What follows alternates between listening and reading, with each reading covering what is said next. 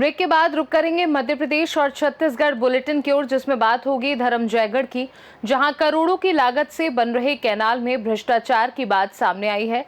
साथ ही बात होगी धार की, जहां मध्य प्रदेश कांग्रेस का नव संकल्प शिविर का आयोजन किया गया। ऐसी तमाम खबरों पर विस्तार से होगी चर्चा।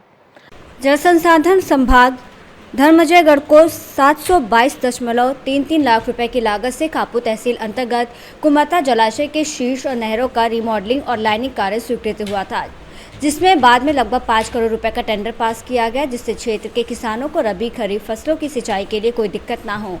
पर जल संसाधन विभाग के ठेकेदार बालाजी द्वारा कहीं किसानों की खेत से बिना पाइप जोड़े कैनाल बनाया गया, जिससे बाद में कैनाल की खुदाई कर पाइप बिछाया गया, तो कहीं किसानों के बोलने के बावजूद भी पाइप नहीं लगाया गया, जिससे कि कैनाल ही पानी के दबाव में टूट गया, जो कि कार्य की घटिया गुणवत्ता को दर्शा रहा है। कार्य को देखकर लग रहा है कि यहाँ निचले स्तर से ऊपर स्तर तक बड़ा भ्रष्टाचार हुआ है। मेरा नाम गुलाब सिंह है और ये सलका गांव है, फिटिंग पारा मोहल्ला है। तो यहाँ पे जो नहर जो टूट गया है, इस संबंध में आप लोग कुछ जान रहे हैं क्या? हाँ, टूट गया है, इसको मैं अभी देख रहा हूँ और बहुत परेशानी है। अभी ये बना है, फिर भी हम लोगों का कोई मतलब नहीं है।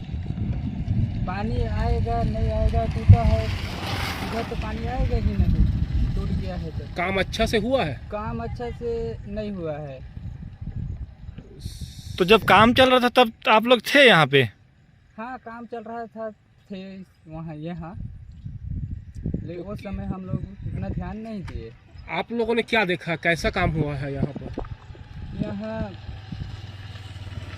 काम तो अभी इसमें काम किए हैं, लेकिन सीमेंट का थोड़ा कम यूज है। तो जैसे नहर जैसे टूट गया है, हाँ, और जो नहर है तो क्या वो आप लोग के लिए उपयोगी है जिस टाइप से नहर बनाया गया है? नहीं है, उपयोगी नहीं है। और पाइप डाला गया है क्या सभी किसानों के खेतों में या आसपास कहीं? पाइप तो नहीं डाला गया है, और जो पाइप था पहले से वो ऊपर आ गया है। नहर का कोई मतलब ही नहीं है। और ये काम कब हुआ है? ये अभी लगभग जनवरी फरवरी लगभग, अभी बरसात में बंद हुआ है। धर्मजयगढ़ से सीनियर संवाददाता लीलांबर यादव की रिपोर्ट। धार जिले के मांडव में आज से मध्य प्रदेश कांग्रेस का नव संकल्प शिविर शुरू हुआ। 2 दिन चलने वाले शिविर में मध्य प्रदेश के लगभग 50 से अधिक विधायक और शीर्ष नेता शामिल हुए। आज उद्घाटन सत्र में सबसे पहले प्रदेश प्रभारी हरीश चौधरी, प्रदेश कांग्रेस अध्यक्ष जीतू पटवारी, नेता प्रतिपक्ष उमंग सिंगार ने ध्वजारोहण कर राष्ट्रगान किया। इसके बाद सभी विधायक बैठक हॉल में पहुंचे, जहां पर दीप प्रज्वलन के साथ कार्यक्रम की शुरुआत की गई। सत्र के पहले बालाघाट विधानसभा क्षेत्र 111 से विधायक अनुभव गुजारे ने कहा कि शिविर में बहुत कुछ सीखने को मिलेगा। इसके अलावा सरकार के गलत नीतियों का पुरजोर तरीके से विरोध करना सहित अन्य तमाम मुद्दे हैं, जिनको लेकर यहां पर वक्ताओं और वरिष्ठ नेताओं से सीखने को मिलेगा। वहीं पूर्व मंत्री सज्जन सिंह वर्मा ने कहा कि इस तरह के शिविर होते रहना चाहिए, जिससे उन्होंने कहा कि नव संकल्प शिविर से सीखने के बाद एक नए समन्वय के साथ कांग्रेस मैदान में उतरेगी और सरकार की गलत नीतियों के खिलाफ आवाज उठाएगी। उन्होंने मध्य प्रदेश में बढ़ती बेरोजगारी को लेकर मुख्यमंत्री मोहन यादव पर भी निशाना साधा है। नव संकल्प शिविर विधायकों के लिए, कांग्रेस विधायकों के लिए मांडू में आयोजित किया गया है। मैं इसके लिए हमारे समस्त कांग्रेस के वरिष्ठ नेताओं का धन्यवाद देना चाहूँगी। और हमें इस शिविर में आकर बहुत कुछ सीखने को मिलेगा। आम जन की आवाज़ को हम किस तरह से पुरजोर तरीके से सड़क से लेकर सदन तक उठाएं, सरकार की मनमानी नीतियों के खिलाफ हम किस तरह से लड़ें, और आदिवासी, दलित, पीड़ित समाज, किसान और महिलाओं के सशक्तिकरण की दिशा में हम किस तरह से काम करें, यह हमें इस शिविर में सीखने को मिलेगा। और मुझे आकर यहाँ बहुत खुशी महसूस हो रही है और जनता के लिए संघर्ष करने की तत्परता। मेरा नाम है अनुभव मुंजारे, बालाघाट विधानसभा क्षेत्र 111। इस तरह के शिविर होना चाहिए।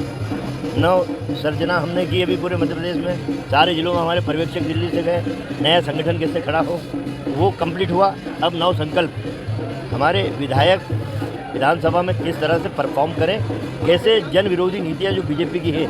आज 20,000 3 साल में 20,000 बेरोजगार बढ़े हैं और मुख्यमंत्री घूमता फिर रहा है इधर से उधर, इधर ये कराना हमें ये कराना, इतनी फैक्ट्री आ रही और 20,000 बेरोजगार बढ़े। ये दर्शाता है कि खोखली नीति है बीजेपी की। और हमारा किसान परेशान है। इन सारी बातों को लेके सदन में कैसे हम घेरे लॉ एंड ऑर्डर की स्थिति, अनुसूचित जाति जनजाति की महिलाओं पर अनाचार अत्याचार हो, तो यहाँ पे ये बात भी प्रमुखता से आएगी कि नव सृजन अभियान में जो जिला अध्यक्ष बन के आएंगे, हमारे विधायक उनके नेतृत्व में काम करेंगे, उनके सहयोगी की भूमिका में काम करेंगे। देखिए, अब आपने देखा ही अभी नव सृजन अभियान 1 महीना चला, 2 महीने हमारे पर्यवेक्षकों ने जमीनी हकीकत से हाईकमान को अवगत कराया कि कौन व्यक्ति जिला संभाल सकता है। अब नव संकल्प की बारी है कि हमारे लिए सत्ता तो हमारे विधायक हैं, इस समय हम तो विपक्ष में बैठे हैं। संगठन जो विधायक हैं उमंग सिंघार के नेतृत्व में, संगठन जीतू पटवारी के नेतृत्व में, ये समन्वय करके यहाँ से जो संदेश जाएगा, एक बड़ा समन्वय का संदेश जाएगा और ये 3 साल सड़क पर संघर्ष करेगी कांग्रेस। धार मध्य प्रदेश से सी न्यूज़ संवाददाता प्रकाश जोशी की रिपोर्ट।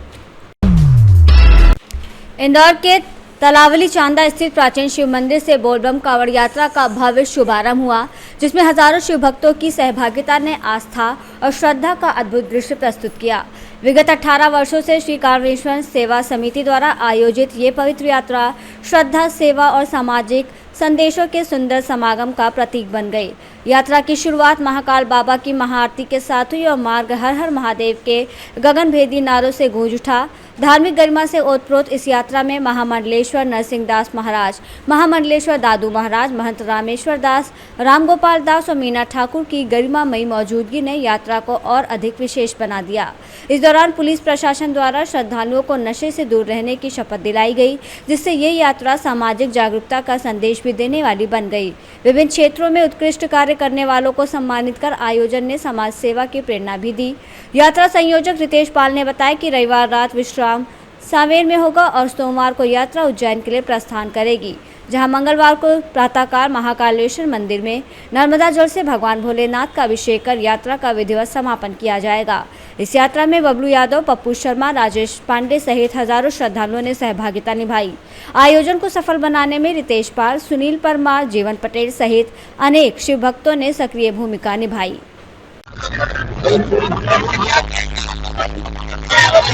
सावन का महीना है, भोलेनाथ जी को मनाना है और तलावली चांदा से सैकड़ों की संख्या में शिव भक्त, हजारों की संख्या में महाकाल कांवड़ लेकर जाता है। लोगों की आस्था का प्रतीक आपके सामने है, आप खुद देख रहे हैं, आगे से पीछे तक हजारों लोगों का जन सेवा उमड़ा हुआ है। ये 19वां वर्ष है। रितेश पाल।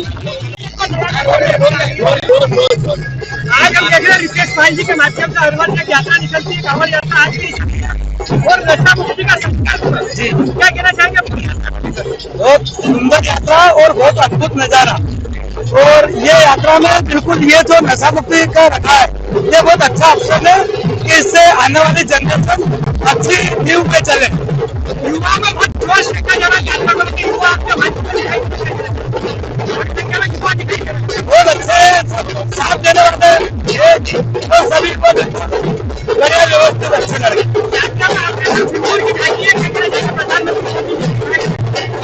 बहुत सुंदर आती सुंदर दोनों कुमार में आहिस्ते रहता हूँ और मैं हर साल विजय की कांवड़ यात्रा का स्वागत करता हूँ। मेरा नाम छोटू कुमार है, मैं आहिस्ते गाँव में रहता हूँ। इंदौर से सी न्यूज़ संवाददाता एमएल शाह के साथ राकेश रायकवार की रिपोर्ट। श्री साईं बाबा मंदिर संस्थान ट्रस्ट पिछले 30 वर्षों से शिक्षा और चिकित्सा क्षेत्र में सेवाएं दे रहा है और इसी के तहत साईं बाबा संस्थान और V1 हॉस्पिटल के संयुक्त तत्वाधान में हृदय रोग निदान शिविर का आयोजन डॉक्टर दीपेश कोठारी के निर्देशन में श्री साईं बाबा संस्थान के मंदिर परिसर में आयोजित किया गया। कार्यक्रम का शुभारंभ दीप प्रज्वलन कर डॉक्टर दीपेश कोठारी, डॉक्टर अभिषेक और शिविर में आए हुए मरीजों द्वारा किया गया। इस दौरान मंदिर ट्रस्ट के अध्यक्ष सुनील जैन, घनश्याम चारक, प्रमोद मित्तल आदि की मौजूदगी रही। शिविर में संस्था द्वारा निःशुल्क echo blood test, ECG, angiography की जांच की गई। साथ ही शिविर के मरीजों को डॉक्टर दीपेश कोठारी की अनुशंसा पर एंजियोप्लास्टी में लगने वाले 10 सिस्टर निःशुल्क लगाए जाएंगे। अभी तक 80 मरीज का परीक्षण किया जा चुका है और बढ़ने की संभावना है। देख रहे हैं कि श्री साईं बाबा मंदिर क्षत्रिय बाग पर मंदिर संस्थान के माध्यम से एक निःशुल्क स्वास्थ्य शिविर का आयोजन किया जा रहा है, जिसमें हृदय रोग संबंधित समस्याओं का निःशुल्क उपचार और उसको डॉक्टर्स यहाँ पर मार्गदर्शन देंगे। क्या कहना चाहेंगे पूरे शिविर को लेकर? इंदौर साई बाबा संस्थान ट्रस्ट हमेशा मानव सेवा के कार्यक्रम में अग्रणी रहा है। वो उसी तारतम्य में आज हमने एक हृदय रोग निवारण शिविर का आयोजन किया गया है। इसमें विशेष V1 हॉस्पिटल जो है उसके और हमारे संस्थान के संयुक्त तत्वाधान में सभी मरीजों का निःशुल्क परीक्षण किया जाएगा। उनका BP, ECG, शुगर के बाद में जो भी उनकी जांच की जाएगी डॉक्टर द्वारा, और डॉक्टर द्वारा अनुशंसित किए जाने पर उनका एंजियोग्राफी जो है वो भी पूर्णतः निःशुल्क किया जाएगा। यानी कि पेशेंट को एंजियोग्राफी तक एक भी रुपया खर्चा नहीं करना है। इसके अलावा हम उसमें से चयनित करेंगे, चयनित में से 10 जो लोग रहेंगे उनको निःशुल्क एंजियोप्लास्टी भी की जाएगी, स्टेंट लगाया जाएगा उनको, ताकि उनका जीवन व्यवस्थित रूप से सुचारू रूप से चल सके। जो स्पेशल डॉक्टर यहाँ पर आ रहे हैं, विशेषज्ञ डॉक्टर, उनके बारे में बताएं। डॉक्टर दीपेश कोठारी DM हैं कार्डियोलॉजिस्ट के, वो यहाँ पे आए हैं, वो परीक्षण भी कर रहे हैं और उनके द्वारा ही एंजियोग्राफी और एंजियोप्लास्टी की जाएगी। मरीजों का रजिस्ट्रेशन जारी है। अभी तक कितने मरीज यहाँ पर रजिस्टर? अभी करीबन 70-75 मरीज तो रजिस्टर्ड हो चुके हैं, बल्कि ज़्यादा भी होंगे तो पता नहीं, पर 70-75 तो मैंने देखे थे एक आधी पौन घंटे पहले। तो करीब मेरा अनुमान है कि 200 मरीज कम से कम यहाँ होंगे आज। साईं बाबा मंदिर संस्थान हर वर्ष इस तरह का शिविर लगाता है, क्या कहना चाहेंगे, कौन सा वर्ष है ये आयोजन? तो हमेशा हम 2-3 महीने में किसी न किसी रूप में शिविर लगाते रहते हैं। पिछले 1-1.5 महीने पहले हमने नाक कान गले का लगाया था, उसके अंदर करीब 250 लोग यहाँ पे आए थे और उसमें करीब 150 लोगों को तो हमने निःशुल्क मशीन भी हाथों दी थी और करीब 17-18 पेशेंट के उनके ENT के ऑपरेशन हुए थे, वो भी उनके निःशुल्क कराए गए हैं संस्थान द्वारा। आपका परिचय दीजिए। मैं सुनील जैन हूँ, यहाँ का एक सेवक हूँ छोटा सा। इंदौर से सी न्यूज़ संवाददाता ML शाह के साथ राकेश रायकवार की रिपोर्ट। इंदौर में निजी स्कूल के एक कार्यक्रम में पहुंचे मध्य प्रदेश शासन के उच्च शिक्षा मंत्री इंदर सिंह परमार ने विद्यार्थियों को शिक्षा के लिए प्रोत्साहित किया। इस दौरान मीडिया से चर्चा में मंत्री इंदर सिंह परमार ने नई शिक्षा नीति को विद्यार्थियों के लिए कारगर बताया। उन्होंने कहा कि बच्चों पर जो स्कूली बैग का बोझ होता है उसे सुधारने पर काम हो रहा है और परीक्षा पद्धति में भी बदलाव किया जा रहा है। गुणवत्तापूर्ण शिक्षा और रोजगार मुखी शिक्षा देने पर तेजी से काम किया जा रहा है। इस संपूर्ण शिक्षा व्यवस्था में जो परिवर्तन हो रहा है वो गुणवत्तापूर्ण शिक्षा की ओर हो रहा है। कक्षा 8वीं की इतिहास की किताब में हुए बड़े बदलाव और मुगल शासकों की बदली हुई व्याख्या को लेकर मंत्री इंदर सिंह परमार ने कहा कि भारत केंद्रित शिक्षा को मद्देनजर रखते हुए किताब में बदलाव हुआ है। बता दें कि शिक्षा मंत्री इंदर सिंह परमार स्कूल के स्थापना दिवस के मौके पर आयोजित कार्यक्रम में पहुंचे थे। इस दौरान वहां स्कूली छात्र छात्राओं ने रंगारंग प्रस्तुतियां भी दी। यहाँ पर एक आयोजन दिखाई दिया है जिसमें केंद्रीय मंत्री उपस्थित है, क्या कहना चाहेंगे पूरा आयोजन को? आज इंदिरा स्कूल को 37 वर्ष पूर्ण हुए हैं, 38वें वर्ष में प्रवेश किया है। इस खुशी में हमने एक बड़ा आयोजन किया है। इसके अंदर हमने माननीय शिक्षा उच्च शिक्षा राज्य मंत्री इंदर सिंह परमार साहब को आमंत्रित किया, कुलगुरु राकेश सिंघे साहब को आमंत्रित किया एवं हमने नगर भाजपा अध्यक्ष सुमित मिश्रा जी को आमंत्रित किया। क्या संदेश है इस वार्षिक उत्सव के अवसर पर संस्था की ओर से, क्या संदेश है सभी व्यापारियों के लिए?